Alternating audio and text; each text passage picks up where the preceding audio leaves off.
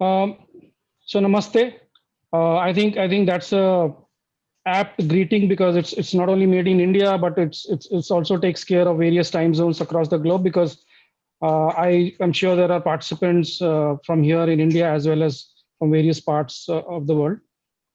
So hello and welcome to all to this session, which is a report a presentation and a final presentation of a report that Gogla commissioned and was executed on the ground by P Manifold, which talks about the opportunities for hybrid AC/DC infrastructure in India.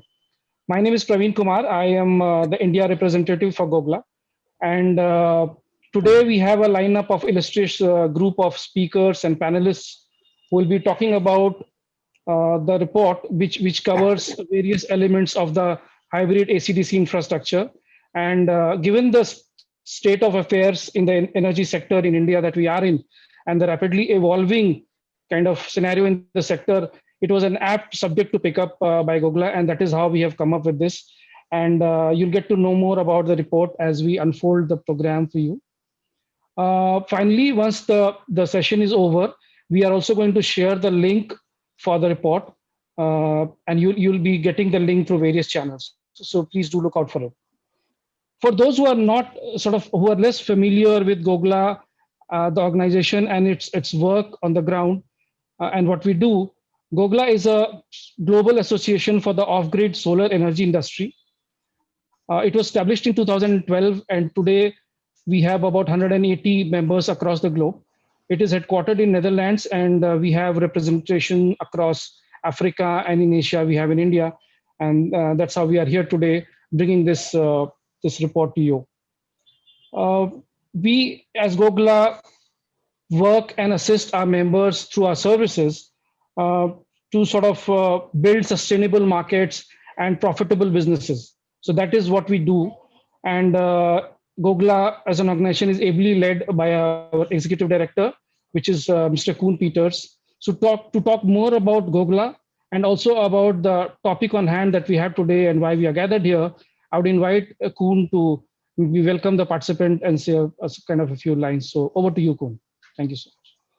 Thank you very much, Praveen, for kicking us off and setting us off on this very interesting afternoon to discuss the report on AC/DC hybrid infrastructure. I'm the executive director of Gogla since 2014, so about 6-7 years we've been working. For about 3 to 4 years, we've had a specific India program going, and in those 3-4 years, we've seen remarkable changes in the market. When we started off with our work in India, India was topping 2 charts that are relevant for our work. The first chart is the number of products sold in the market. India was clearly the largest country, the largest market in terms of numbers of products sold. Not so much in total value of the market, because a lot of the products in India sold were small products, but in terms of total number, it was a clear winner. We have seen those numbers decline over the years in our half-yearly reports from our members and associate companies reporting how much products they have been selling,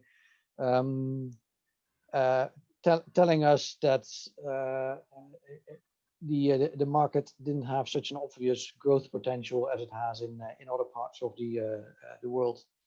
And this is clearly connected with the second chart that India had been topping in 3-4 years ago, which were the countries with the largest electricity access deficit, as reported by the Global Tracking Framework from the World Bank and other partners, where India has also been dropping to lower levels, and where that, of course, is only good news.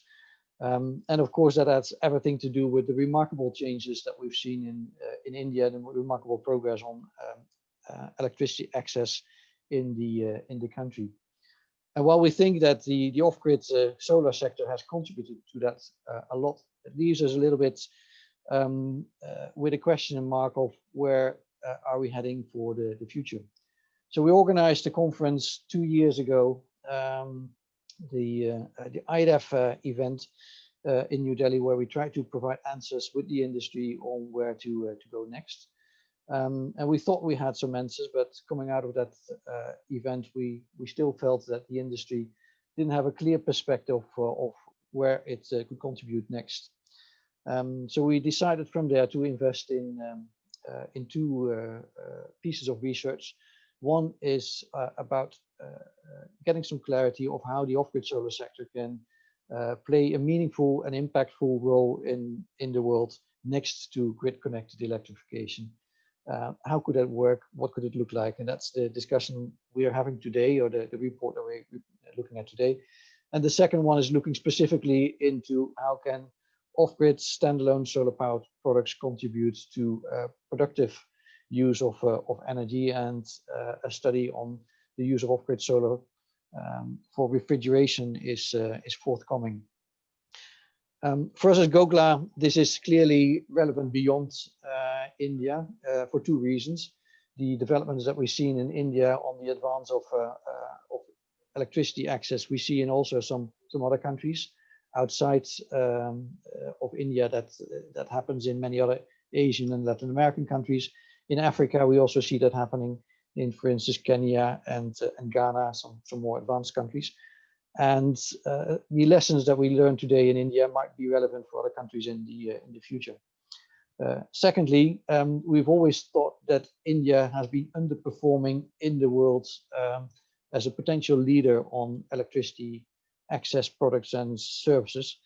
And we think that if India develops its next trajectories, and if the industry in India focuses on its future potential with an eye to the global world, it can also play a leading role in the world in energy access beyond what it is playing right now. With those comments, I'd like to welcome all the participants in this call with an India focus, but with a broader perspective, and pass the word back to Praveen. And I look forward to a very insightful and hopefully very inspirational discussion. Thanks, Koen. That was good to hear a perspective on what we are doing in India and how we are taking it forward. So as we start this unveiling of the report, we have an eclectic group of speakers and panelists, as I spoke about in the beginning. So now I call upon the first speaker who will deliver the keynote address and will address the participants to begin with and kickstart the proceedings for the day. So he's an institute professor at Indian Institute of Technology, Madras. For most of us in the audiences, when you hear him and see him speaking, there needs no introduction to him. He's a recipient of Padma Shri Award for his distinguished service in science and engineering. He's a member of National Academy of Engineering, USA, along with several others. He is a hub to promote fintech research. His contribution to industry, academia, intervention, and incubation is widely studied and well acknowledged. The IITM Research Park, which has over 100 startups with a combined market cap of ₹7,000 crores, or about $1 billion US, is a great testimony to his industry academia collaboration. Ladies and gentlemen of the audiences, let me welcome Padma Shri Professor Ashok Jhunjhunwala to deliver the keynote address. Professor, please, over to you. Thank you. And it's an honor to be invited to this and having to address this gathering and also release the report. We have been working on DC systems and solar systems for quite some time. Wondering what is the new that I have to tell to the audience. And I've just kind of put together a 5-6 slides, not really new, but what does it really mean as we go ahead? Because I don't think we have really scaled it up. My home has a solar DC AC system. It's in middle of Chennai, and it has been very useful. But I think there are a few lacunas, and that needs to be overcome. And we really need to try to put such kind of systems, similar systems, in every home.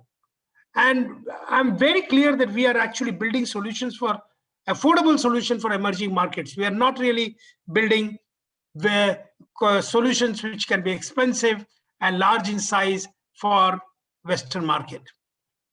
My first question that I believe that everybody probably here already know, why DC? Huh? The reason is solar power output from solar photovoltaic is all DC. If we directly use it, it is DC. If we do not directly use it, we convert it, there are conversion losses. The second very powerful thing is that we have all started using batteries now. And battery, whether you put the power inside the battery or take the power out through the battery, it is all DC. Similarly, lighting. Lighting is very quickly becoming all LED lighting, and it is all DC. Similarly, my fans are DC. It uses energy efficient brushless DC fan. My fan used to consume 72 watts. Today it consumes only 30 watts, a DC power. In general, DC motors are far more efficient as compared to AC motors. So in fact, if you look at the refrigerators, it is becoming DC. Many other things, air conditioners are starting to use DC motors. So there is a huge movement towards DC. And of course, all electronics, whether it's a laptop, cell phone, television, everything is DC. So the question therefore is, why keep on converting AC to DC, DC to AC all the time? And remember that every time you convert AC to DC and DC to AC, there are losses. There are huge losses. For example, if you're consuming low power, like cell phone charger, the losses can be 20% to 40%. If on the other hand, you are using higher power, like 300 watt, 500 watt, a kilowatt, the losses can vary from 5 to 15%. In fact, for a few hundred watt, it will be closer to 12 to 15% for each AC to DC converter.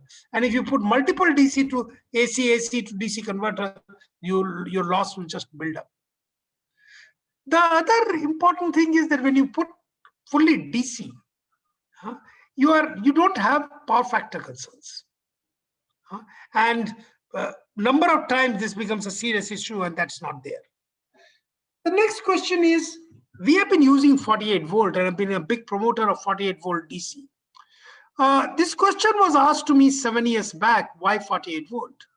In a very simple manner, if I want, as a teacher, I will say, if power loss is proportional to the square of the current, and therefore the current should be as small as possible.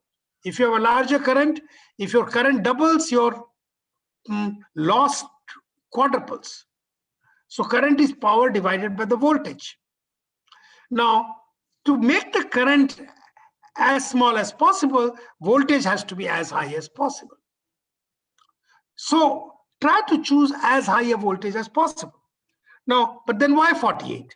Well, higher voltage DC is not safe. Higher voltage DC or AC is not safe. Would require all kinds of protection. Internationally, 60 volt has been defined by the community as the highest safe voltage which a human may touch in a dry condition without severe damage. Now, so 60 volt is my uppermost. If I use a 48 volt battery, it goes all the way up to 56 volt. So it's almost touching 60 volt. So 48 volt battery basically says that 48 volt is a very good point at which you try to make as much circuitry as possible. Thus, 48 volt is considered the highest safe DC voltage for ordinary usage in homes and offices. And that's the reason our solar DC system chose 48 volt. Many systems do choose 48 volt. So we started developing this about 6 years back. A very simple system. It had a solar input of 500 watt. It initially just had a battery of 1 to 2 kilowatt and only had a 48 volt DC output. This was the earliest system that we did for the off-grid, complete off-grid system. But then wherever grid exists, we can add the grid so that we can get power from the grid. It complements whatever is solar. And then output, we added 230 volt AC, because other than this also acts as a battery backup. So you add a 230 volt AC. So when we designed the solar to be anywhere from as low as 125 watt to 500 watt. My home had 125 watt all these years. Only now I have put it as 250 watts. Battery can be, let's say, 0.7 watt to around 2 kilowatt. We have 0.7, 1.4, and 2.1 kilowatt. The 230 volt AC output, we have designed it to be 250 watts. One can put more, and 48 volt DC output is 500 watts. So this is a very small system. It can act as a off-grid system, and in a small home, this may be adequate. It provides you complete power backup. And it has, of course, since we designed it in 2013-14, we added complete 2G, 4G monitoring. It's a very affordable system. Today, 50,000 such systems called Inverterless 500 has been deployed in remote villages of Assam, Manipur, Meghalaya, Jammu and Kashmir, and Rajasthan, with Signi acting as our manufacturer and deploying this. This has been done as a part of a Prime Minister's program to connect every home.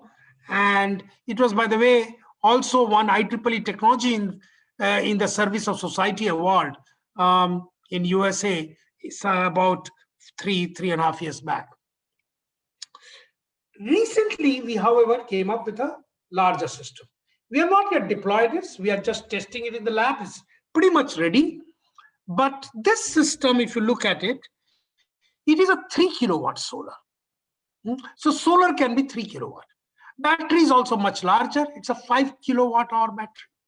It's a lithium ion, low cost battery, 5 kilowatt. Output is 230 volt. So it's a 3 kilowatt AC output. So pretty much any middle class home, this is kind of sufficient. It also has a 48 volt DC output of up to 3 kilowatt. We can design a lower cost version of 1 kilowatt. Then it is, of course, grid connected. But please look at my arrow. It's a bidirectional connection to the grid. So while I can draw power from the grid to the system and provide DC as well as AC power, if there is excess power from solar, I can feed it back to the grid. This whole system has been designed. It has, of course, 2G to 4G monitoring. Also, we designed it such that 3 such units can be cascaded to give you up to 9 kilowatt solar, 9 kilowatt AC output, etc., etc.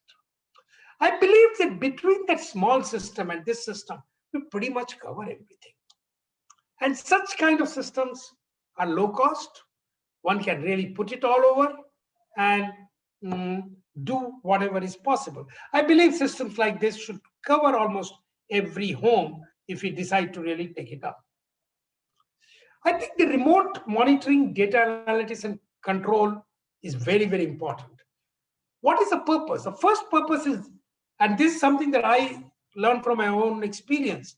At times, sun will be bright, sun will be giving the power. I'm not using too much of it because either nobody's there at home, or only one person is there at home, and the battery is nearly full. At that time, you're wasting the power. So one should design the system, and that's where data analytics and control will come. Never waste any solar power, because after I put solar panel, it's expensive. I need to get every bit of solar power and use it. Batteries should always be available to take excess solar power. Therefore, whenever sun is expected and if usage is not there to take the solar power, make sure the battery has sufficient empty capacity to absorb the solar power. The next very important aspect of this, minimize use of grid power. Use as much as solar power. Use all of the solar power. And then if you need more, take the grid power. Minimize the use of grid power. That's the next important aspect. At the same time, it should give me a sufficient backup. Like if I have a 6-hour power cut, it should not happen that the battery was kept empty because solar is going to come and the power has failed. And as a result, I don't even get power backup. Now, these 3 requirements appear to be very simple, but they're not so as easy. And you actually need a lot of data analytics. Figure out the usage pattern, figure out what is going on, and to manage and control such that you can get all the three things satisfied at the same time.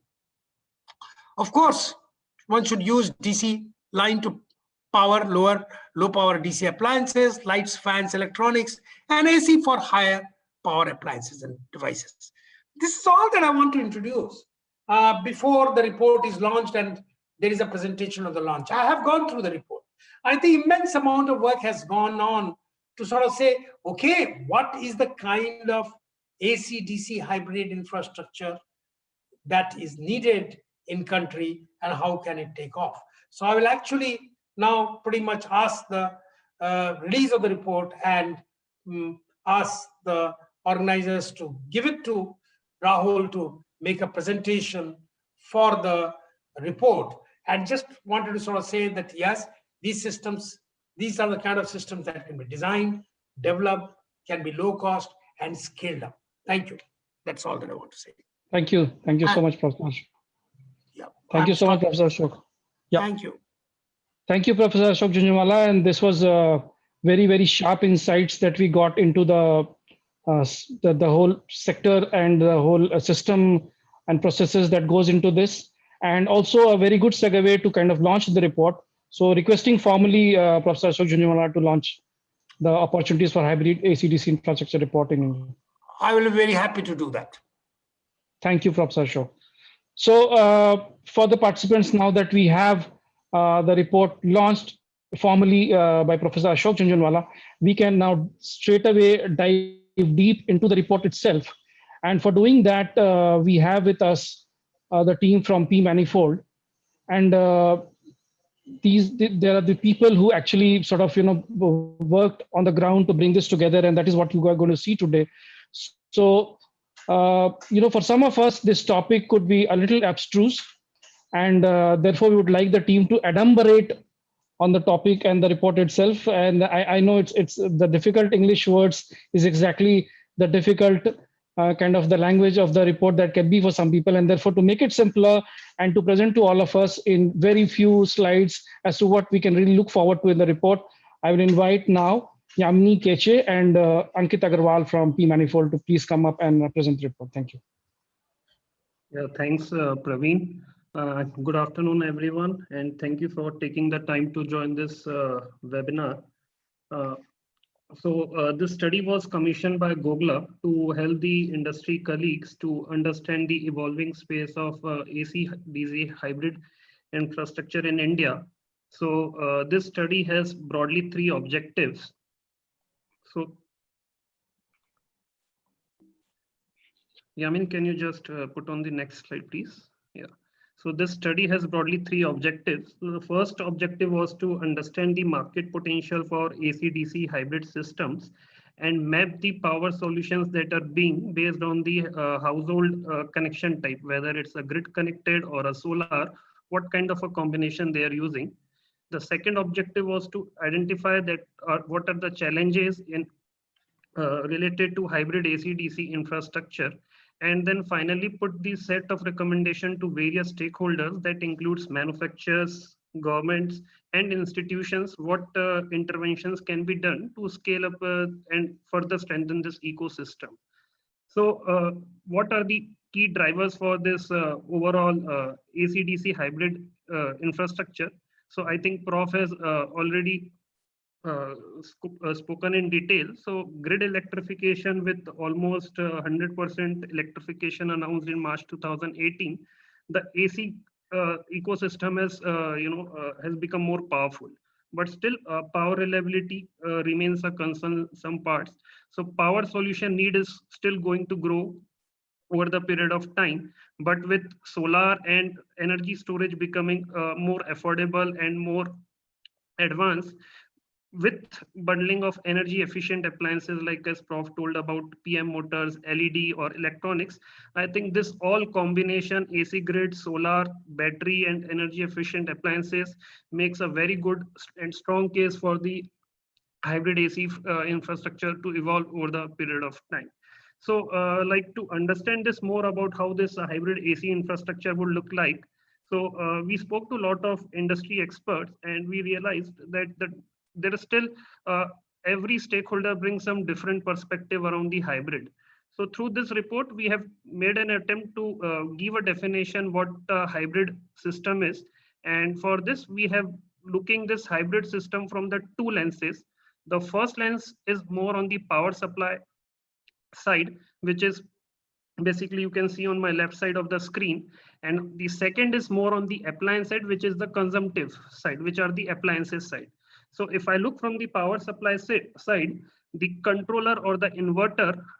So if a controller can accept both AC and DC at an input, where it's a AC 230 volt and the DC solar, or can give both AC and DC output. So I will just repeat. If a controller can accept both AC and DC input or can give both AC and DC and output, that systems can qualify for a hybrid systems. So this, for example, configuration like 2 input, 1 output, 2 input or 2 out, those are kind of a configuration one can look into. Now this AC supply is generally 230 volt and DC supply as per the BI standards 48 volt. But still there are systems which can give 12 or 24 volt. So I think that synergy between the standards will evolve over the period of time. So this AC or DC power lines are powering different set of appliances. So there are AC powered appliances using AC appliances which are more like inefficient technology like induction motors. There are AC powered DC appliances that are using like LEDs or PM motors. Similarly, DC powered DC appliances. But over the period of time, maybe almost 1 or 2 years ago, there is a new class of appliance that has emerged.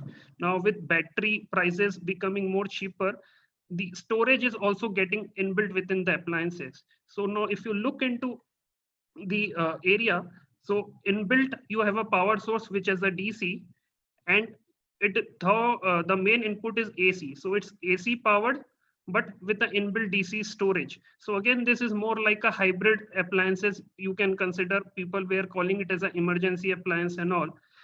Secondly, since controller can have both AC and DC output, there are also appliances which have a dual input. So again, we'll see what are the examples. So there can be also an example appliances which can take both AC and DC output to run the appliances. So hybrid appliances are the ones which can operate on both AC and DC environment. Now let's look at the some of the examples. So solar hybrid UPS is one of the most common example, I would say, in the market. So it's more an advanced version of conventional inverters and the standalone solar home systems. So hybrid solar inverter will take all the three, grid, battery and solar, while conventional do not have a solar integration. Standalone has a standalone also do not have a solar integration. So I think that is being addressed by the solar UPS. There are many variants available. It can have only AC output, only DC output, or both AC and DC outputs. The important thing is that there are retrofit solutions available in the market where existing conventional inverters can be retrofitted and converted to solar hybrid use systems with additional hardware or charge controller. Now, they do not have a grid export facility like this UPS systems. Now in almost a year, there is a new class of inverters that are getting popular in the market, which is more an advanced version of solar inverter UPS. This inverters, like again, Prof has already mentioned, they can feed back excess power main to the grid. So government is actively promoting grid connected rooftops. So this inverters can be much more popular where net metering or gross metering schemes are available. And these systems operate both as an on-grid and off-grid mode. The advantage is if there is a power cut, still the inverter will continue to run in an off-grid mode. While in case of only simple inverters, the inverter shut down the power because of the anti-lighting features involved. Now, just to look like how this two market looks like. So we spoke to the industry leaders. So almost for a hybrid solar inverter UPS market, 0.8 million units are sold every year. This is almost 10% of the conventional inverter sales. And the growth rate expected is 25% on a year-to-year basis. and the popular size being 700 to 900 VA. Now here, I think the off-grid industry needs to look into. So far for the grid electrification and all, the focus has been more on the 200 and 300 watt systems. But if one has to really look into the overall mass market, it's 700 to 900 VA. So the OEMs may have to upgrade their systems for higher capacity to tap the most popular segment of the, whether urban or rural market. From the potential, almost 55 million households are using conventional inverters, and also some, as per estimates, 165 million households are still not using any solar or power backup solution. So this all customers can be tapped to for hybrid inverter solution. And if I look into the hybrid grid tie, it's a very new market with almost hundreds on thousand sales. Their size starts from 3 kVA, while like hybrid are small size, and but hybrid grid tie inverter starts with minimum 3 kVA. Potential, I think, considering the government of targets of 40 giga for rooftop projects, and we do some assumptions, so we estimate almost 0.11 million households can really opt for hybrid grid inverter. Again, it would depend upon the policy and all the how customers are getting educated. From the potential side, I think Telangana, Jharkhand, Uttar Pradesh, Bihar, Haryana, these are some few good potential states. We have covered all these potential details more in the project report. And also we did the survey, so where we realized 6% of the existing conventional inverters can be converted into solar UPS inverters over the next 3 years if OEMs and the proper efforts are channelized to tap that market. Now let's look into the next set of the appliance, which are hybrid appliances.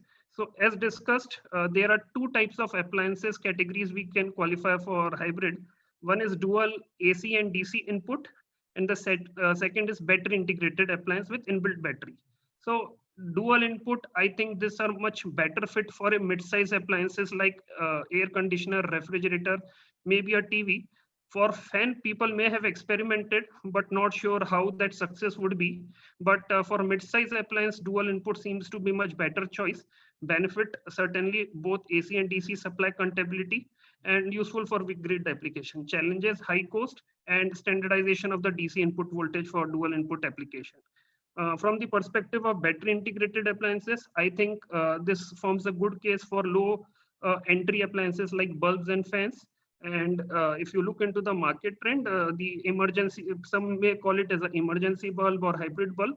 They're getting very popular. Many companies are launching that product. So it's already a popular product with lakhs or millions of units of sale. But in case of a battery integrated fan, it's not still a popular product. I think because of the limited focus by the OEMs, but still some good work can be done in this space. So where emergency hybrid bulb can be packaged with hybrid fans to really tap to the bottom of pyramid customers which have a affordability issue. Benefit, small battery size, can be easily charged, do not have to be dependent upon the central battery or the central or complete inverter cost. Someone can look as an alternative to conventional power backup solution with bulbs and fan as a lighting and a cooling need. Power backup up to 4 hours possible.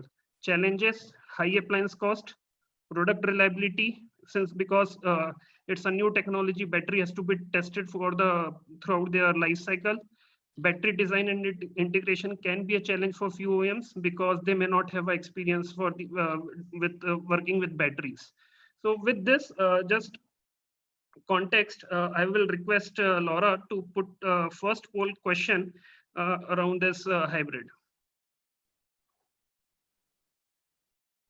So if you see the on your screen, there is a question: will conventional solar home systems, or I would say standalone solar home systems and solar rooftop systems design can benefit from the hybrid infrastructure, which supplies both AC and DC output and or also maybe bi-directional with grid?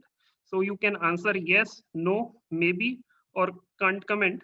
So would request, we have 10 to 15 seconds to answer this question.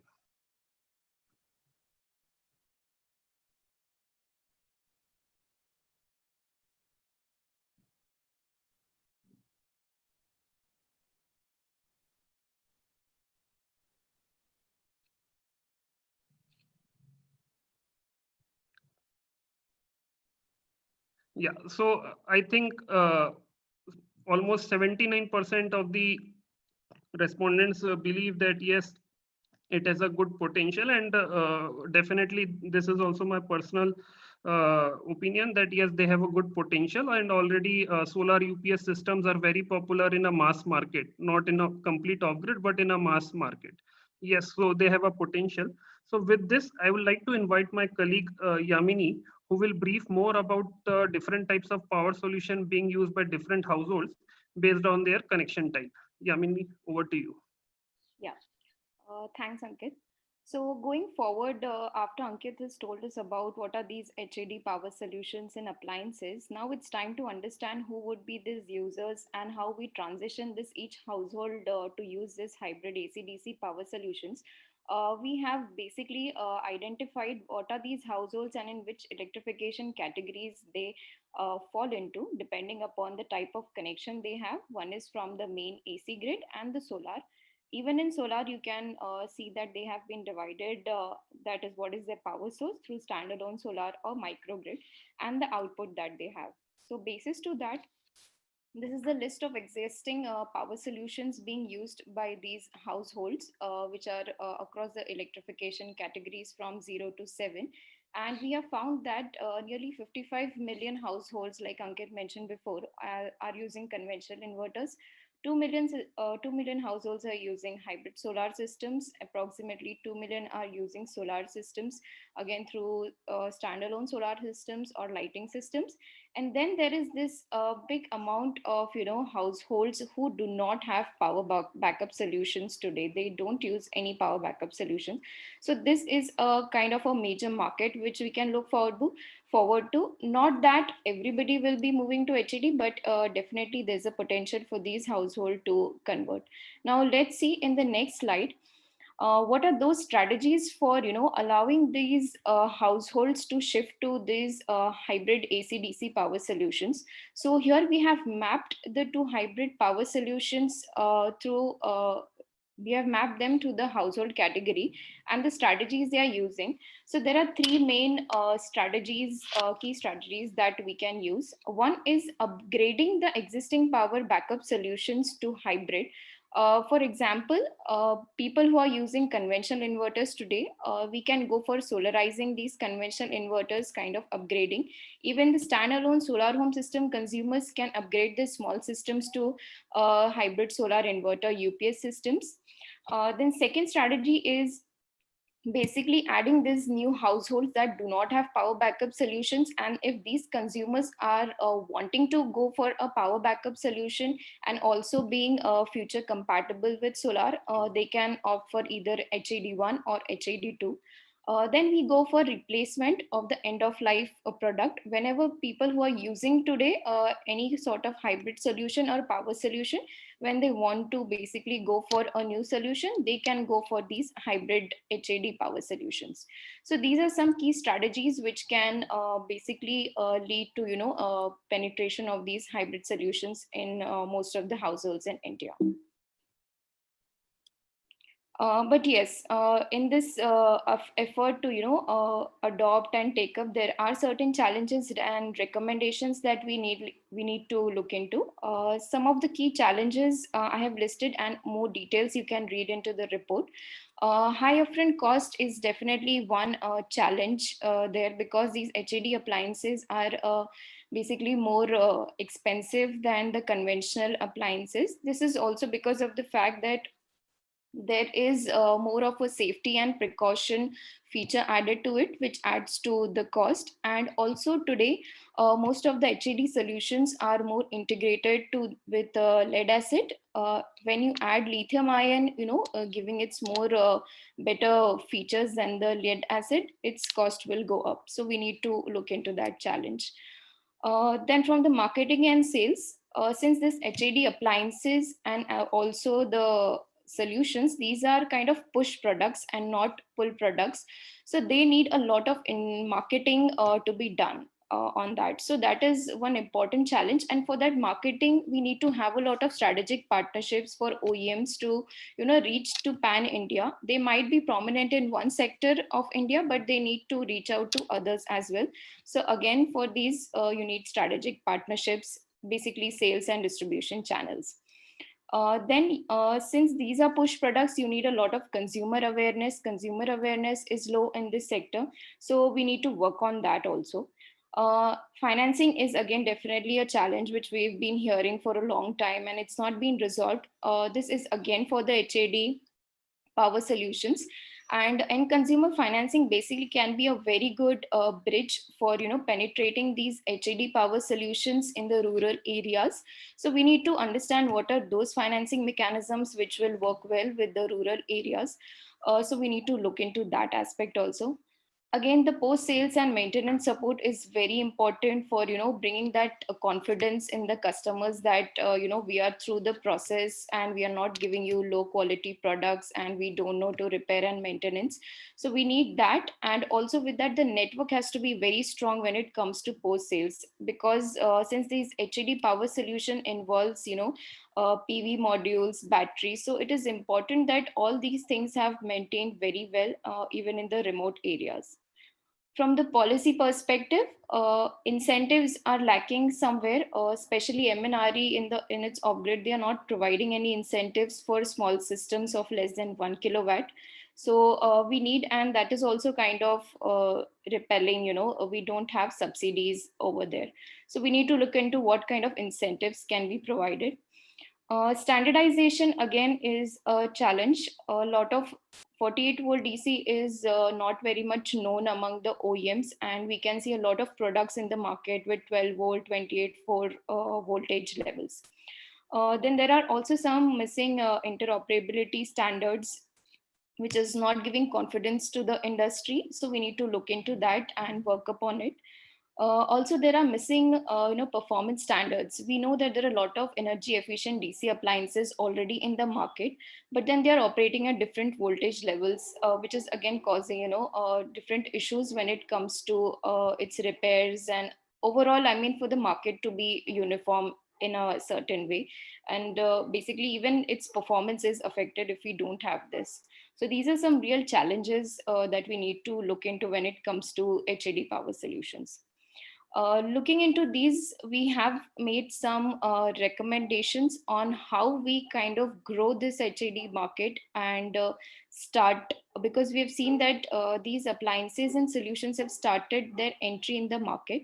So first, for OEMs, we would like to tell them that there is a potential where you can solarize these conventional UPS inverters and convert them to the hybrid. So there's a 55 million people using conventional inverters. So the potential there is high. Second is for the inverter, basically manufacturers. If they provide their inverters with DC output, it will definitely be helpful. And before that, even if OEMs provide the appliances with DC input as an option, it will somehow force the inverter, basically the industry also to provide their inverters with a DC output. This will kind of bring a link between both of them, and they can be easily integrated. So both the industries, one with DC output and DC input, can really work together. Again, promote again with your, today if you're selling your solar home system, start promoting hybrid energy efficient DC appliances. You can start with bulbs and fans, because these are small products and really which you already sell with your solar home systems. Then you need to strengthen your distribution and sales network. Again, you need to look out for partnerships with banks. You need to explore consumer financing options. We know about PAYGO model, which is very prominent in Africa. We can look forward to how we can implement that in India, and how is it possible, given there is everybody has a smartphone today in rural areas also. So how we can use that and leverage that.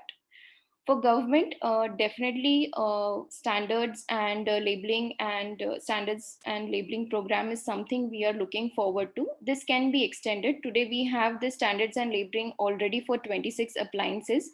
We need to add this for DC also, since there are a lot of appliances which are DC. Then some form of subsidy also we are kind of, if can be allocated for rural solar rooftop installations. This will be again helpful because today there is subsidy, but it is more focused on big cities. Then definitely government can also look to talk more about hybrid appliances in their policies and their livelihood applications as well. And they can, some part of it they can start promoting this under the existing programs where they are distributing already bulbs and lights, so we can explore that area. For industry associations, we need to really look for pilots to showcase what potential hybrid infrastructure has, the solutions and appliances. So we need to look out to work out more pilots and the things, and then also share its impact studies with the state government to help them design policies and enable this growth of this ecosystem. So that's how industry associations can help. Then they can also build consensus on practical standardization, which we are seeing. So basically, government and OEMs can work together to build the standardization aspect, which is compatible with both the stakeholders. So overall, this is what we have, covered under our report, and you can read in more detail once it's put up on the website. So as a concluding remark, I would like to say that yes, evidently the market is heading towards hybridization. We can see a lot of people coming in and discussing about DC and also AC. So we need to see how the key stakeholders can work, really together and grow this ecosystem. Thank you so much. Over to you, Praveen. Thank you so much. Thank you very much, Yamini. Thank you so much, Ankit. I think the audience has got a good kind of a sneak peek, and in fact, more than that, into the report. And as I mentioned earlier, through various channels, the link for the report will be out there with you after the event, after the webinar, so you can have a detailed look at the report. And there are also these numbers, etc., mentioned, and so that you can sort of get in touch with us if required. In fact, I guess the link is already there on the chat box, so you can even look at it there.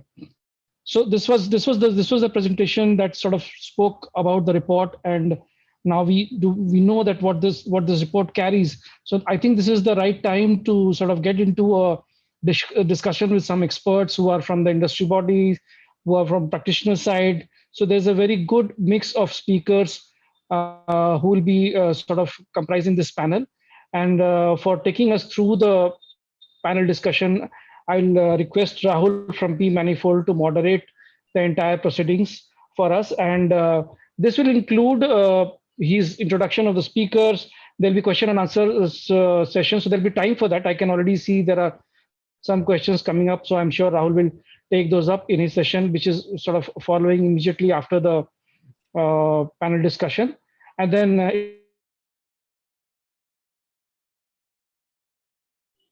it will lead into the final closing remark. Over to you, Rahul, for this exciting panel discussion. Thank you so much. Thank you very much, Praveen. Thank you to Professor Jhunjhunwala, Ankit, Yamini, for actually setting up a very, very good context.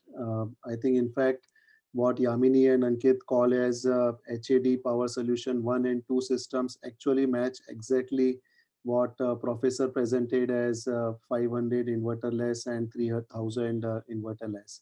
So I think there is more and more consensus, and as P Manifold, we feel fairly positive that we are kind of converging in terms of the hybrid definitions and requirements. With this, I'm highly delighted to moderate this panel. Let me kind of introduce our very elite panelists. If I can request everyone panelist to also turn on their video. So we have Ms. Shiva Shrivastava. She is marketing leader Asia Pacific from Green Light Planet, and she brings a lot of wealth in as a practitioner perspective, already doing India and outside India, multiple countries, primarily Asia, focused on solar-based home light systems. Then from industry body, we have McKenna Ireri. She is manager energy access with CLASP. again, an international body doing a great amount of work both in India, Africa, and other developing countries.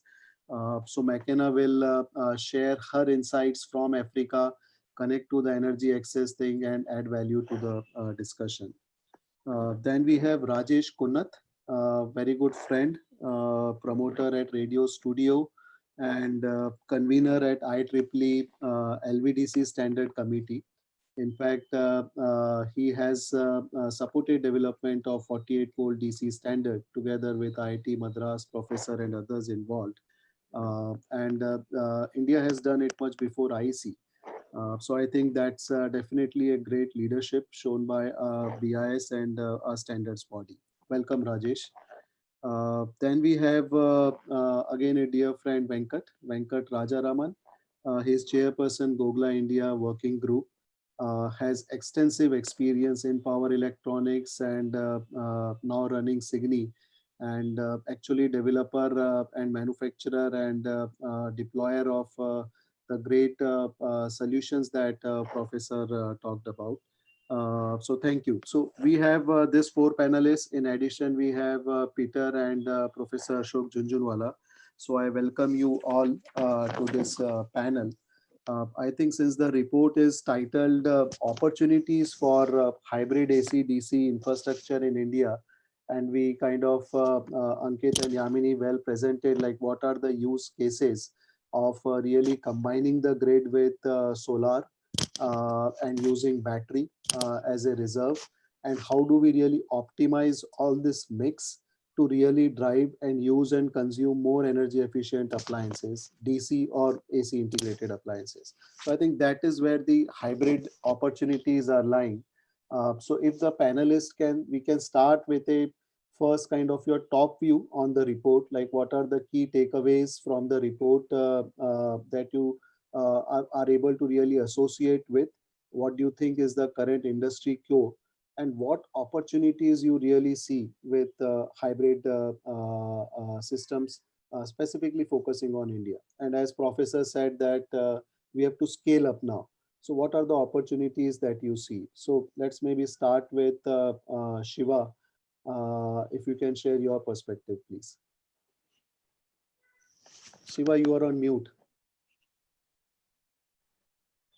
Thanks, Rahul. Hi, everyone. Audible? Yes, please go ahead. Yeah.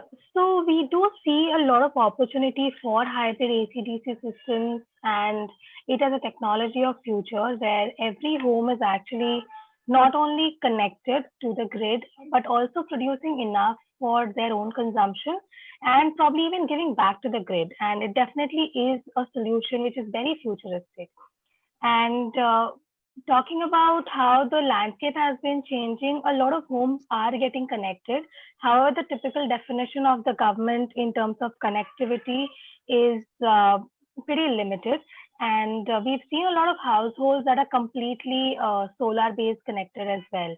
So this definitely is a very promising technology, and we are also extremely excited about it. Okay, thank you very much, Shiva. Venkat, what would be your take up and what opportunities in specific segments you see on hybrid? Yeah, thanks, Rahul. See, I think the world is moving towards energy efficient DC appliances. I think that you have outlined, Professor talked about it. But also we need to take cognizant of the fact that the AC grid has been there for the last 100 years. It had taken 100 years to sort of develop into its current state. So what I see is that, with this, sort of a proliferation of the energy efficient DC appliances and the AC grid, we are going to see this interoperability of AC and DC, or a coexistence of AC and DC to remain for, some time to come.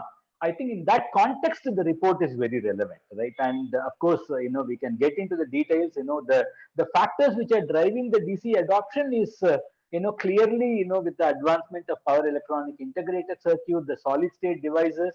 We know for a fact that, what we had for mobile phones and laptops. Now, I think we are now talking about, BLDC motors in several applications, LED televisions, water pumps, the compressors for refrigerators and air conditioners, and electric vehicle, which is the biggest disruptor, which is auguring well for DC. So if you combine these DC energy sources, the DC appliances, there is a strong need for an AC-DC hybrid infrastructure, I think, which is what, in this report, you are trying to address. And clearly I see in terms of the technologies, there are several of them. The one that is closer to my heart is essentially for the, the home residential segment, which has been a laggard in India for a long time. Clearly that is something where, an hybrid AC-DC solution would fit well. Ankit talked about 55 million users who are using conventional power backup systems in India, and India is a huge market for that. Of course, MNRE is trying to push that. Maybe we'll talk about it more later. But if I were to sort of pick, there are several opportunities, including productive appliances, but I do see the residential sector as a big opportunity for this. That is great, Venkat. So 55 million is only of existing conventional users whom we can think of converting through solarization.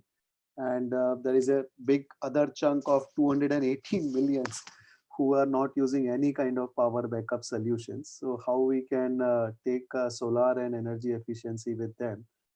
So that's another big potential market. Thank you. Thank you.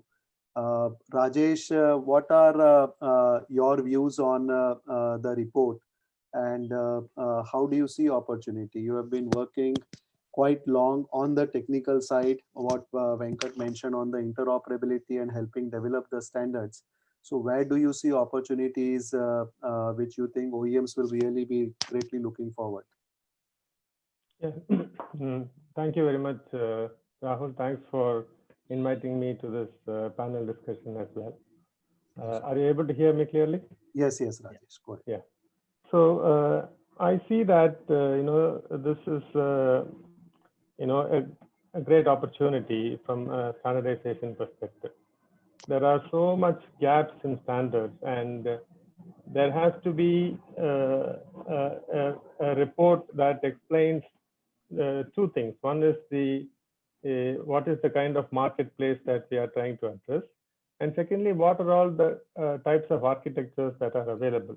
And with something as a report like this as a backbone, we should be able to energize both the industry as well as standard bodies to impress upon them that there is an opportunity, a credible market opportunity that is here. And this market opportunity is extraordinarily scalable. And in order to enable that, standardization is important. There has to be resources that needs to be allocated specifically for standardization, especially by the, industries who want to promote, DC products and hybrid products into the market, and also pave the way for Indian companies to participate in standards, standardization, and enabling our products to get into the global market. I see that this is a huge opportunity. There are there's a lot of gaps, and there are actually not many people who are working on this. So we'll have a first mover advantage, and at the same time ensure that Indian products are standardized and made available all over the world. So that is actually a very good perspective, Rajesh. Like while we are looking into India as a consumer market for this new developments, we are also looking into the exports. So I think standardization can actually bring that higher reliability and quality to our products for improving our exports. And I think that kind of connects very well to my next panelist, McKenna from CLASP, with a lot of experience in Africa. McKenna, how do you see this study results? What of these things you see are relevant for Africa market, and what opportunities you see of hybrid ecosystem? Thanks so much, Rahul, and thanks for having me on the panel. First, I want to say I feel like the report is very timely. it comes at a great point in the sector where, and the country chosen as well, I think it's a perfect combination, a perfect time at the perfect place, because we see this kind of huge growth in India of appliances already. DC appliances are penetrating. From our Gogla sales data that we collect together with Efficiency for Access, we see them growing exponentially, specifically in India and other Asian markets. Customers are moving up and up those ladders. And given that they have access to a grid infrastructure and at the same time a really booming solar market, it makes sense to start to combine these things to have a hybrid infrastructure. So I feel like we've released a report at the right time for the right market. I also feel like India is really well placed kind of to lead this hybrid infrastructure debate. You know, we've talked about the huge penetration, the booming sector for solar home system, but also DC appliances. There's a huge home-based manufacturing, a big manufacturing base in India that can produce these appliances and can also have a south-to-south connect with other markets that are a little bit behind the curve when it comes to penetration of the grid and also penetration of distributed renewable energies. So how I see it is that there's a lot here we're going to learn from the African context. India's got a sort of ahead of that curve, already moving into the hybrid space. And there's a lot of south to south learning here on how to build the infrastructure, exporting those expertise, how to also kind of do that export. If India has this big manufacturing base, the whole made in India concept, things get made in India, used in India, but also have huge potential when we talk about moving into Africa. So I think we're doing the right thing at the right time, and I'm excited to see how we move this forward and also apply those lessons beyond India.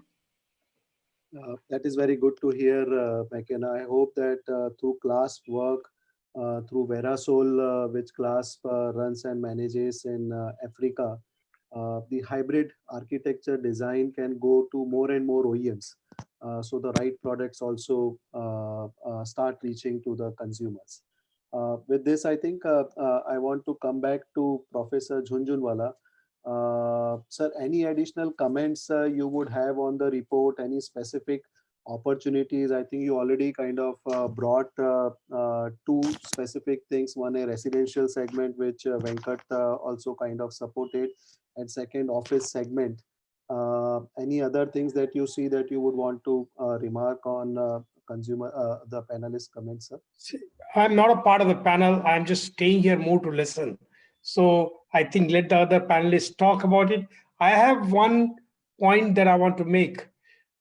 Today, with the cost of solar panel going down very considerably, sure, if we put a solar panel on any rooftop, and if you are able to extract and use all its energy throughout the year and not waste energy, it comes out the cost of electricity at whatever interest rate and depreciation you take, it will come out to be much less than the grid electricity. So the key thing in the AC and DC system, which I tried to emphasize in my talk, is to see that every bit of energy that is generated by a solar panel is fully used and not wasted. As long as we can, and then we can have a twin argument that it is commercially beneficial, and number two, it is energy efficient. So just energy efficient will not do it. It should be sold that it is beneficial to you commercially to install a solar panel. That should be the approach. Thank you. I don't want to talk any further on it. I'll keep on watching how you are. Sure. So I think your three mantras really remain powerful to guide the OEMs. Coming back to you, Shiva, like of the two solutions that we discussed from the control side, like one, a unidirectional hybrid system, and second was a bidirectional hybrid system where you are actually able to pass the power to the grid. And also we talked about appliances, pure DC energy efficient appliances, or what Ankit also shared, like battery integrated appliances. So between these different solutions or technologies that are getting more and more matured, what you think is the kind of high potential segment that you as Green Planet would be interested, or you think the OEM should really look strongly towards and gear up their portfolio to cater to that market? Okay, so there are like two parts of the question, right? So coming to just the technology aspect of it, in the short term, we really see a lot of potential for the HAD systems, which are small and medium size, say Okay. less than 3 kilowatt. Mhm. In the long term, definitely we have a lot of demand for the larger systems. However, that would be efficient, like Professor Jhunjhunwala also said, only when we actually have good infrastructure in place, and also say the net metering system by DISCOMs, which was something that was tried in Andhra, did not really pick up. There could be other standardization things that Mr. Kannath is already working on. And so once these things are sorted, I feel standardization and as well as availability of financing options, which again leads to, cost of ownership. As long as that's very high, adoptability is going to be pretty low. So in the long term, once these issues have been sorted out, there would be definitely a lot of demand. However, HAD small and medium are the ones to go for in the short term. Okay. Coming to the product side of the question, Mhm. so we do see a very high potential for the appliances which have like an internal converter as well as the battery. So it would be, say, some solar tube lights. So they already have, and they can be charged through dual, but they also already have a battery and converter inside. So these products would something similar to laptops, mobile phones that we already have available, but they just are connected well with the system, and also again insisting on the pay as you go or financing options, because we need to understand that the consumer base we are looking at is a rural or say a peri-urban consumer base, and for them affordability is a really huge driver in terms of any adoption of anything new that comes their way. So these would be our key observations and things that we really are interested in the near future. Sure, that is good to hear, Shiva. So I think like the appliance market, where I think Greenlight Planet is already kind of got into with its battery integrated lighting product, right? And it's going and getting accepted well by the consumers, like versus picking up a big controller and a couple appliances and almost investing some 5,000, 10,000, actually spending like just 500 rupees to get a bulb, maybe another 2,000, 3,000, 5,000 rupees for getting a battery powered fan. Is that a favorable option and trend that you are seeing with the end customers, Shiva? Yeah, they are. So, especially in India, if you see, while the demand for say larger systems of solar is growing, we also see a lot of demand for products which probably have battery backup. Say our solar tube lights that we are coming up with, or even products that we've been working with in the past, like say home systems. Our home systems are known to power a lot of small businesses. So if you see like the thela there'll be a small restaurant that operates say over the entire evening without power cuts using our systems, and that's much easier for them than to actually install a complete UPS, because the primary need again is of lighting, and it also makes it more like need based choice that you have to purchase than invest say 20-25,000 into one entire UPS system. And solar ones are pretty much more expensive. I'm not sure what Venkat has in store for us though. So I think I'm just coming to Venkat. Venkat, now that you have perfected the technology of both hybrid solutions that we talked about, what is the biggest bet you are going forward, Venkat, in India? Right. Yeah. I don't have a crystal ball, so my answer is sort of going to be. But I also I heard Shiva what she was talking about on the lower end of the appliances. I also believe truly that there is an opportunity in the higher end of the spectrum as well. One of the great one was for example the rural productive appliances, right? So today there was a report, there was a launch that had happened on this, and then CEW's estimate on this is about $50 billion US.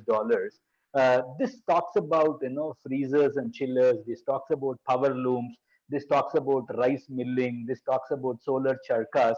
So all of them you need a slightly higher power than this 50-100 watts. These are all some things where you need a higher powered one. And the very recent, the great thing that had happened is MNRE came up with a recent policy framework on these decentralized appliances. I saw a great example of a hybrid there. They said that, hey, listen, these are all the applications where you could use a BLDC compressor, a DC compressor, or a BLDC motor, or a PMDC motor, and so on. And they also said that this application you still need an AC motor and so on. So they themselves have sort of articulated that as part of their framework. And I do see that is a huge opportunity there. And of course, the challenge for that is this. I think the policy framework will have to evolve. The standardization will have to evolve.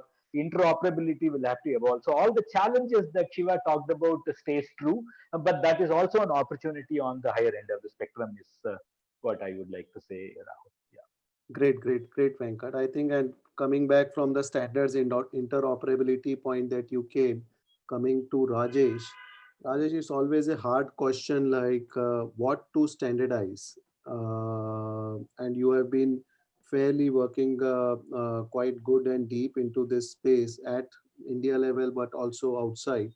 So what is your take on standardization, which you think is practical, which industry should really kind of build consensus when we are talking, especially the hybrid ecosystems, Rajesh?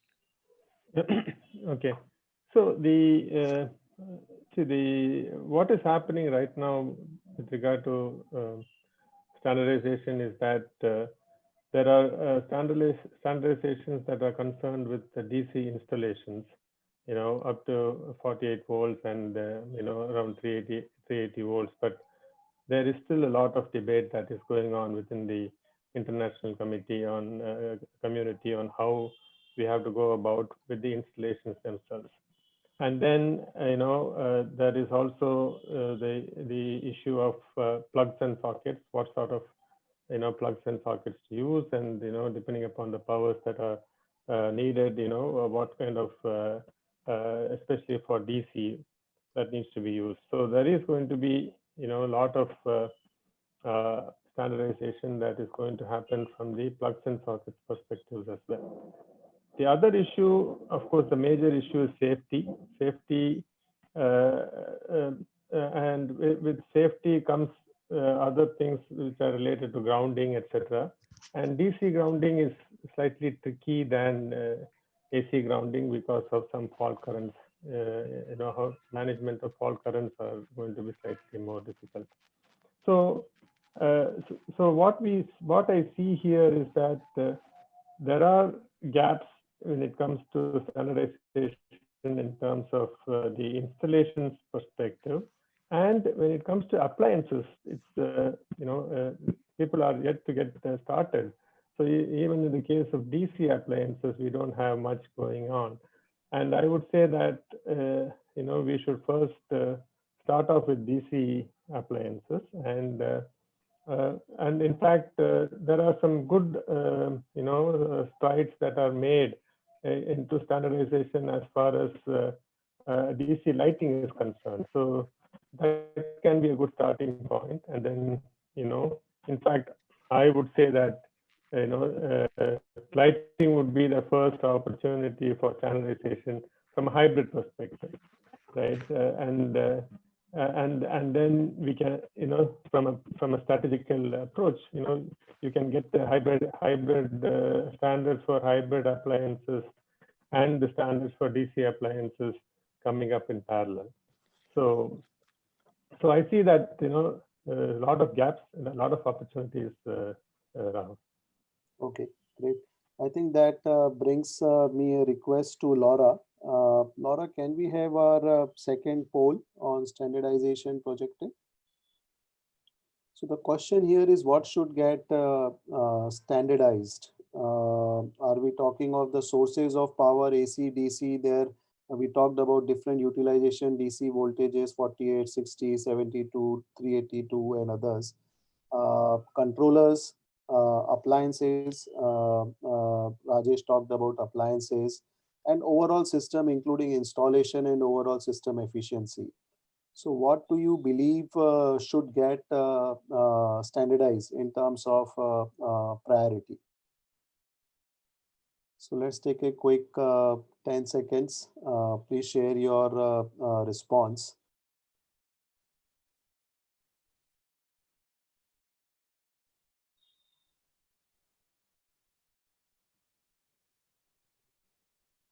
Okay, Laura, can we see the results? So I think like people are talking that overall system level standardization and overall system efficiency has to be looked into. I'm sure like if expert like Rajesh Venkat will look into it, it still has to be done in a breakup manner, starting before you integrate appliance controllers, everything together. But quite interesting, and appliances was in the second ranking, which pretty much I think technically Rajesh should be the first area to really focus upon. So I think with that we are coming little closer to our end part. I want to pick up a one particular let's say appliance or technology that we have talked about and take up each of your views, like what really you think will really help develop the market for this appliance, right? So if we can kind of agree to take a full variant system, which is a hybrid grid tie solution, where you actually have the bi-directional connection to the grid, you have the solar generation, you have the battery, and you can integrate these applications with any kind of appliances, including DC appliances. So what will it take to really solve the barriers and scale to the market? And I request the panelists, like if you can keep your suggestions pointed, keeping in view for a OEM, for an OEM, an existing OEM or a new startup who wants to get into this space or who already has a product profile and wants to add this and expand. So maybe we start first with Venkat this time. Venkat, for hybrid grid tie solution, how do we scale, Venkat? Like from current 1,000 numbers totally deployed, how do we really reach to that lakh number, 100 times coverage, which Ankit and team pointed that is really the potential, minimum potential, I would say. Right. Right. So, I am a OEM, so I am going to sort of talk from my perspective in terms of what I would need. I'll just talk about one point. I thought, and then maybe let the other speaker talk about others. See, today, I think, this hybrid system has a huge potential, right? Including our ability to meet the solar renewable energy target. We are talking about 40 gigawatt of residential solar. And then, the most recent one, they are talking about 4,000 megawatt through the MNRE's phase 2 scheme. I'll talk about the positives. I'll also talk about what would be required. The positive Sure. is, if you look at this off-grid or, the grid connected system, which, there is a very clear guidelines that has been put out. Two positives are there. One, they say that, hey, listen, you need to be bringing down the cost by optimizing the size of the required solar plant by going in for energy efficient appliances, right? Specifically, they said LED lights, BLDC fan, 5-star rated appliances, and so on. And the second thing that also said that DC appliances are more efficient, and therefore, wherever possible, you use DC appliances in these cases, and of course, use the LVDC standard as approved by BIS. So this is on one hand. So this is a good thing which augurs well for the hybrid system, right? Because that is something that the OEMs can do that. What is required is today, I think, today this hybrid system is considered slightly off when compared to the traditional grid connected system. So today, when you are talking about, subsidies, when you're talking about incentives, when you're talking about several of the policy initiatives, for some reason, the hybrid is sort of treated slightly as the, I would say a step brotherly treatment, right? So that's not considered in line with what others are doing.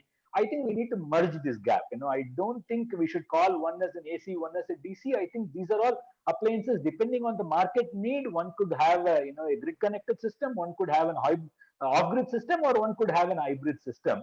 So I would request that if that can be somewhere incorporated into the policy framework, that would be great, because I think that not only is needed at the central government level, but also needs to be included at the state level nodal agencies as well.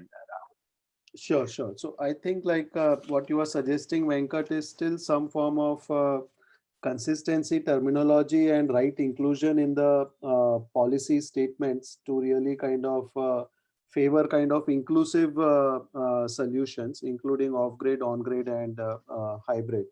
Well taken point. And just to also remark, like I think Chhattisgarh provides a good kind of an example where for smaller systems, they are providing subsidies of the order of 15 to 25,000 for hybrid systems, and it clearly remarks and supports that. So I think other states kind of can take lead doing that.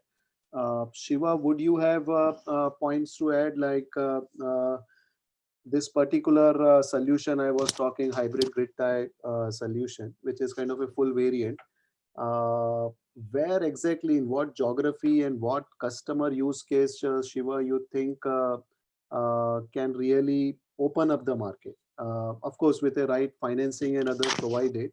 So do you have a very packaged pitch which Venkat and which a lot of other OEMs can really take their products faster into the market? How do we scale up? I think Prof has set up that tone ki technology to ready hai, abhi isko scale up karna hai. So what do you think, Shiva? So in terms of, if you look at the data of how households have been connected to the grid and how they face power cuts, there's an IRS 2020 survey that happened, and it said that around 71% households face 5 to 6 hours of power cut. And these are majorly, say, in peri-urban and rural areas. Now, there are two key factors that drive demand for these systems. That would be, one is the state power deficit. So if you're choosing a geography, that could be a consideration. The second is, what is the average number of power cuts? Because that directly links to the demand of the consumers. The second bit, which is from a little bit of cost efficiency and pricing perspective, that we need to understand that these are not solutions that are completely, unavailable. Like electricity is not unavailable. So for a consumer to opt for these, doesn't have to be like a huge price gap. So say an incremental of 20 to 30% is what we feel customers would be comfortable extending to. However, say at say 50% or 100% increase may not really work well with our consumers. But to that, another point that I have is in terms of policy and the government request is there are, increasing concerns with limitations on, imports from China. Now that leads to the ecosystem in India having to support all OEMs. And I'm not sure if the ecosystem here is still robust enough to compete in manufacturing, which is highly efficient in terms of cost and quality. Quality, definitely, I've really admire Made in India products. At the same time, there is a natural gap, and that needs to be filled, because at the end of the day, for a consumer, we are asking them to stretch a little bit too much if we expect them to pay, say, 50% or 100% higher than what is already available. The third bit is, when it comes to appliances as a category, it's not just the sale that matters, it's after sales experience of the consumer. Because if you have a solar refrigerator, for example, it can't be turned off for 2 days and there isn't after sales available. So after sales needs to be integrated with the current after sales service network, because we will be competing with the typical players. So you have a refrigerator, you're competing with LG at the end of the day. So that kind of after sales service needs to be provided. Got you, Shiva. I think that brings me to another poll question, if I can request Laura. And just for while the poll question is on, which of the below power pack options will see higher marketive attractiveness for households in next 3 years? So we are talking of conventional inverters. We are talking of solar hybrid UPS solutions. We are talking of conventional standalone solar systems and the battery integrated appliance. Of course, it's a hard choice, but between four, which one you think, all of the audience, which one you think would really have higher market attractiveness in next 3 years? So please take your response and we will show the result.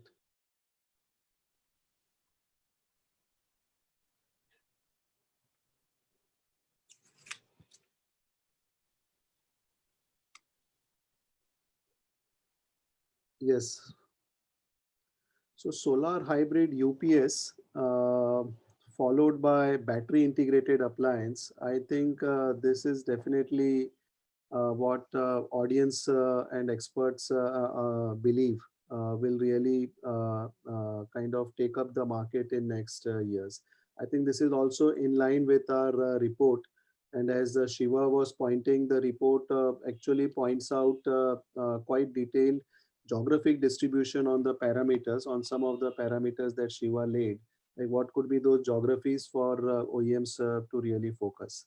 I think like coming now close, I would now pose my last question to McKenna to share her views, how industry body and what roles they can help to really drive those collaborations between different agencies, McKenna. Like we are talking of right product design, we are talking of standardization, and we are talking of a very good financing solution to actually pull these three most important threads that I could gather from now discussion to really make it a high consumer experience. Of course, policy inclusive. So what role you think industry body could help to drive the collaborations, McKenna? So thanks for that. I think industry bodies and independent organizations such as CLASP, who are looking into energy efficiency, into interoperability, have a huge role to play. I think we could always facilitate the research and development and also pilot demonstrations of solutions that are working, because this kind of demonstration really help to bring in players into the market. If you show that something is working, more likely that more players will be more active. A more active ecosystem means, again, we're bringing down price, we are collaborating. So I think that's one of the things we could do. And also I want to touch on the idea that has come up once or twice, which is around incentives. I think we are best placed to facilitate this kind of incentives, because it's going to be really difficult to achieve high market penetration with some of these novel technologies if there is no pool. So there can be demand from the customer, but if also customer awareness is low, then we might not get that pull from the customer. So incentives are going to be crucial, both for OEMs, but also for kind of appliance manufacturers and distributors to be able to push some of this newer technology into the market. There's roles for things like bulk procurement programs, anything that aggregates that demand to is something that I think the industry could help to push. I think we could also be a convener, bringing together stakeholders to roadmap what this process is going to look like, making sure that there's consensus in that road mapping so that we're not kind of going off in different tangential directions, but for example, kind of building a consensus around what voltage to use, let's say, or any of these other kind of parameters that we've been discussing, and which, you're polling audience members and getting all sorts of things. So building that consensus so that we are moving in the right direction, I think is a role that industry can play. And we've seen this specifically in the off-grid sector, where, for example, we've convened an interoperability working group that is really looking at the issue of connectors for solar home systems and trying to standardize that, looking at trying to standardize voltage across these appliances. So I think that's a really big role, and also to support standards development. For now, we don't always have the most effective ways to understand the quality, the efficiency of some of these hybrid really new appliances or really new systems. And we need to kind of support the development of the right standards, the development and push from standard bodies, work with them to make sure that we are kind of moving in the right directions. But obviously we make sure we're not putting the cart before the horse, allow room for innovations, not stifle them with too much regulation, but the right balance can really be achieved in that collaboration that is steered by some of our industry bodies. Sure, I think that is wonderful, McKenna. We hope that this thing really pull down in time and expedite industry going forward. There are some very, very interesting questions that are coming. Thanks to all my panelists who have taken efforts to answer some of these questions as they come. I think some of the questions are worth mentioning and discussing across, because other audience would also be very curious about it. How can the complexity, we are talking a lot of hybrid AC, DC, which Venkat also kind of mentioned. How can we reduce the jargon around it and really drive the customer adoption? I think the innovation really has to come on the marketing and the services side, which Shiva also mentioned, like when you take these appliances to the consumer, services becomes important thing. So what marketing and service innovations will be needed for a clear and compelling customer offering? And of course, avoid the jargon, which the industry is quite dominated. So Shiva, Venkat, you guys are more closer to the customers. Yeah, I will take it up. I think it was a great question, and that's absolutely the need of the hour. See, today, for example, when you have an AC adapters, for example, right, for a mobile adapter, you really don't differentiate whether it runs at a 110 volt or a 230 volt. It's all, absolutely abstracted out from the end consumer, right? Whereas, the case of DC, I think we talked about voltage, we talked about power, we talked about hybrid and all of them. And I think there is absolute need for abstraction so that consumer will not have to deal with any of them. Of course, there are quite a few efforts which are being done. At least I am aware of where the USB standardization body now is trying to see if we can deliver 100 watts of power through the standard cable and so on. I think, but the question was right. I think it needs a larger discussion. But that is something that got to be done for this. Otherwise it becomes very technical and doesn't see the light of the day. Actually, yeah. Okay. Shiva, you want to add anything over and above? Yeah, so I feel we should, as the industry, we should really simplify this for consumers. Because as a consumer, I only care about how is this going to solve my problems. And that should be at the core of anything that we want to communicate to them. And while we are really stressing on having standardization, getting industry to adopt best practices, there is a benefit of these best practices. I remember when the 5-star rating appliances were introduced, how we as consumers were educated to choose a higher rated appliance and how that would be beneficial to us.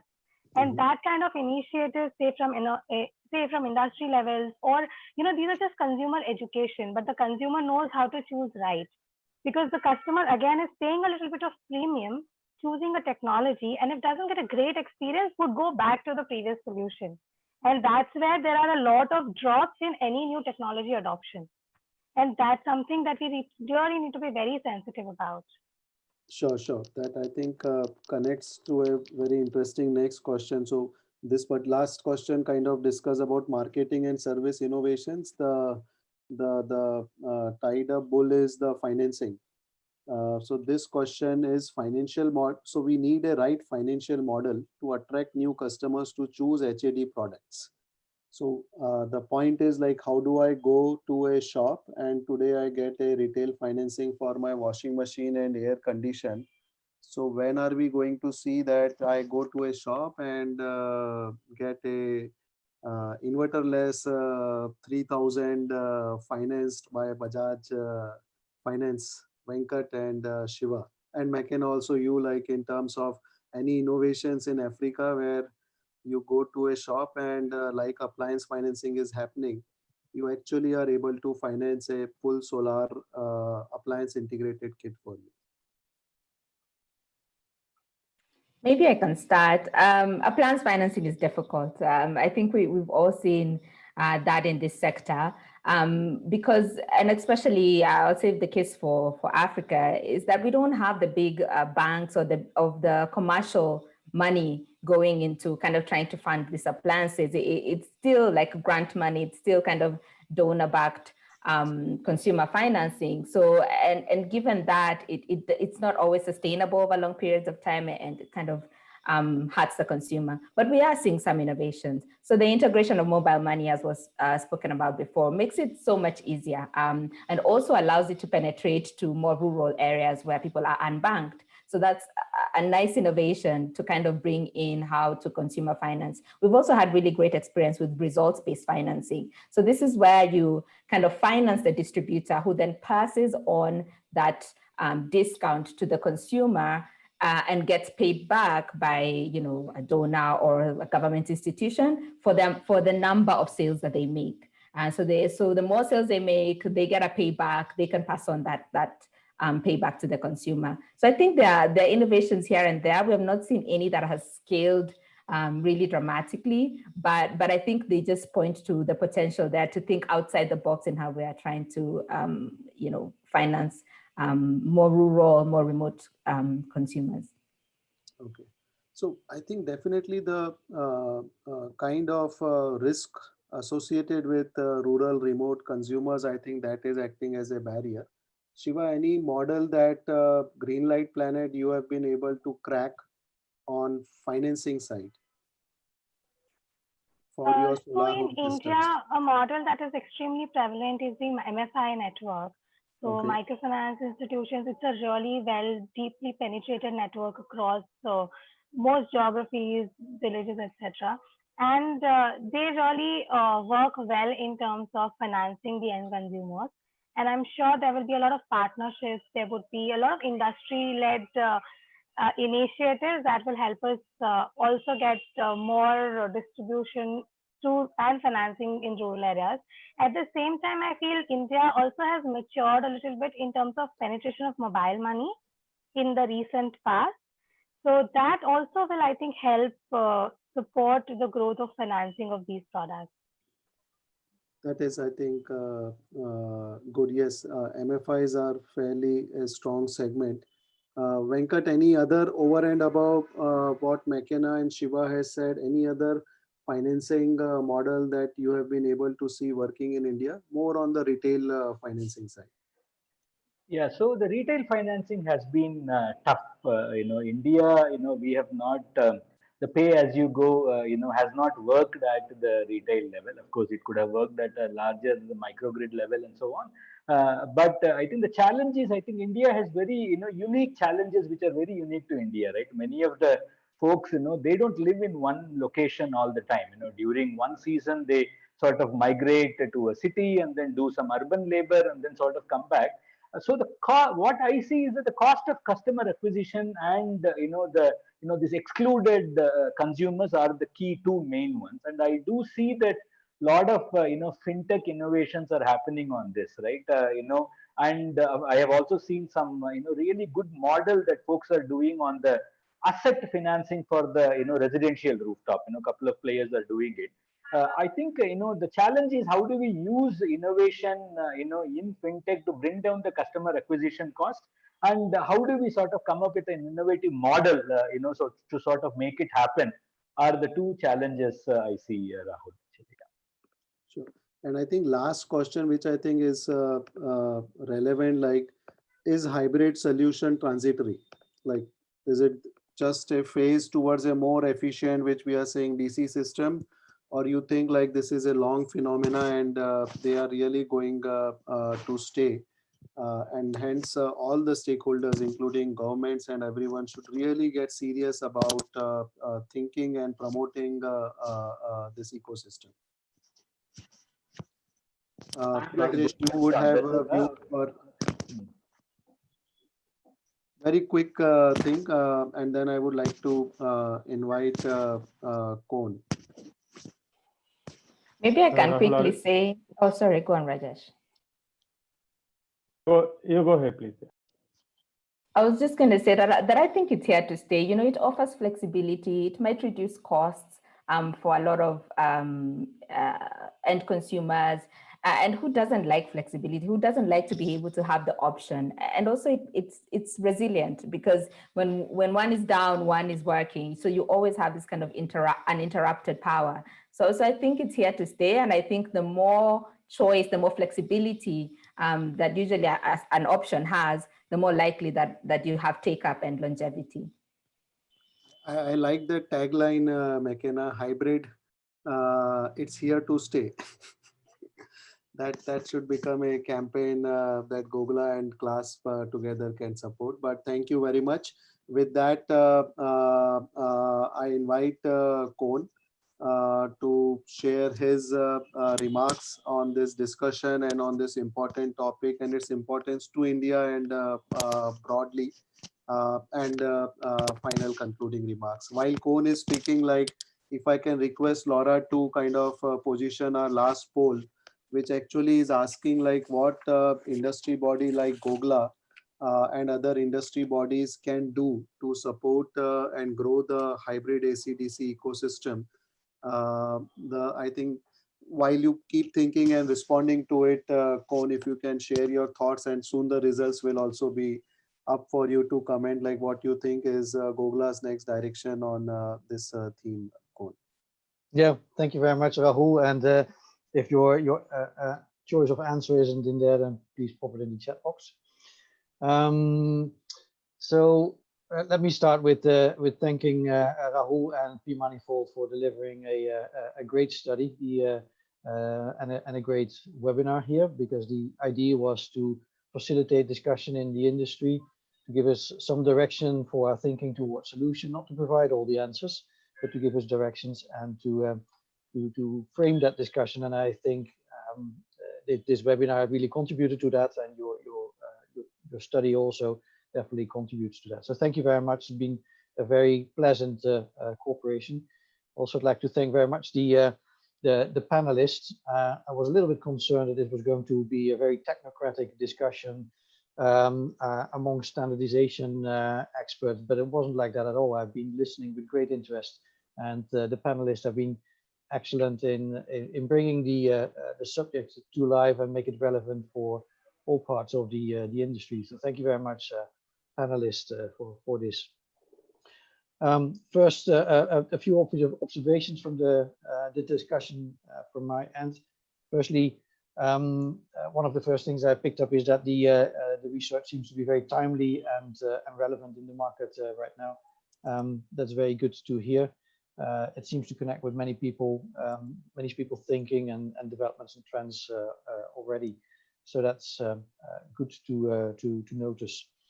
Was a lot of discussion still around standardization. I think what there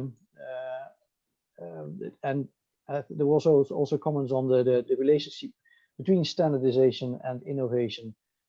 They can be at opposite ends. Sometimes standardization can be stifling innovation.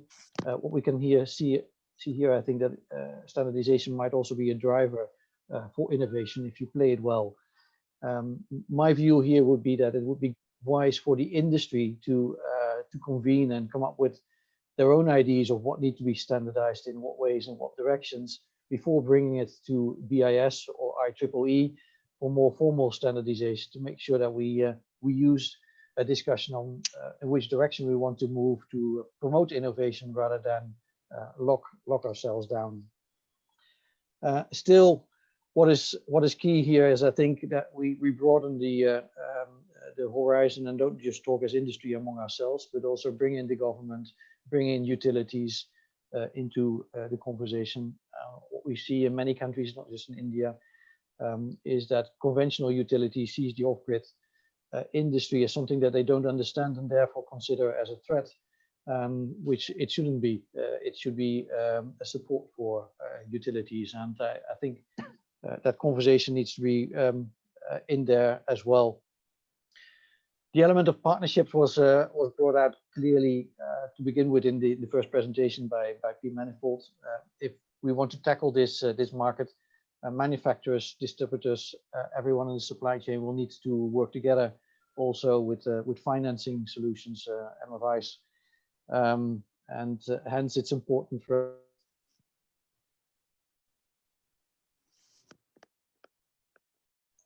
sorry, I seem to have accidentally pressed the mute button.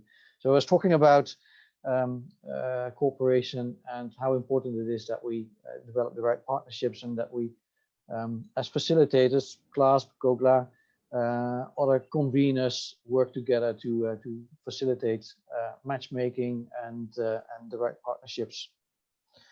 And then lastly, towards the end of the conversation, we talk more and more about the importance of consumers and bringing the people that are on the front line, the interface with consumers into the discussion at an early stage, the salespeople, the marketeers, making sure that the language that we use here connects with those that are needing to benefit from this.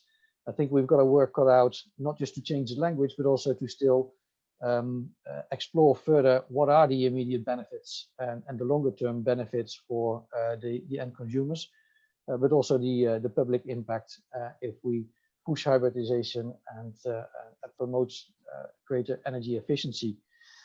And what are the indirect implications of that for job creation, for climate change, for all sorts of public impacts. So the question is, hybridization here to stay? I think it's very much connected with the value that the industry is going to bring to end users and to the public partners that we work with over the long term. So I very much valued this conversation. For all our Indian stakeholders, I would encourage you to stay in touch with Praveen and with Venkat as the representatives of GOGLA in India. If you have additional ideas, we would like to hear from you. We'd like to have your proactive involvement in shaping this discussion. And do keep an eye on further publications from us and our partners through our channels, our website, and email newsletters, etc. So thank you very much, Rahul. Thank you very much, all panelists. Thank you very much, Praveen and colleagues for organizing this. Praveen, I think back to you to round it off.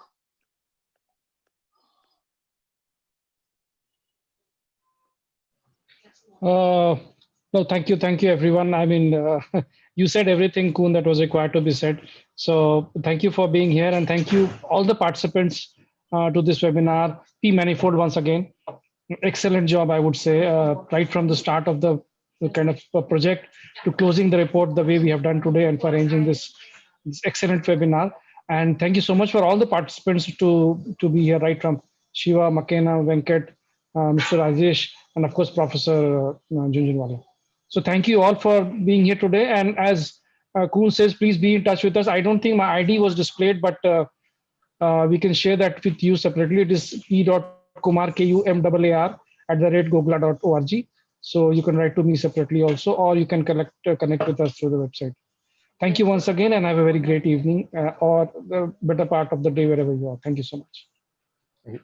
Thank you. Bye-bye. Bye-bye. Thank you.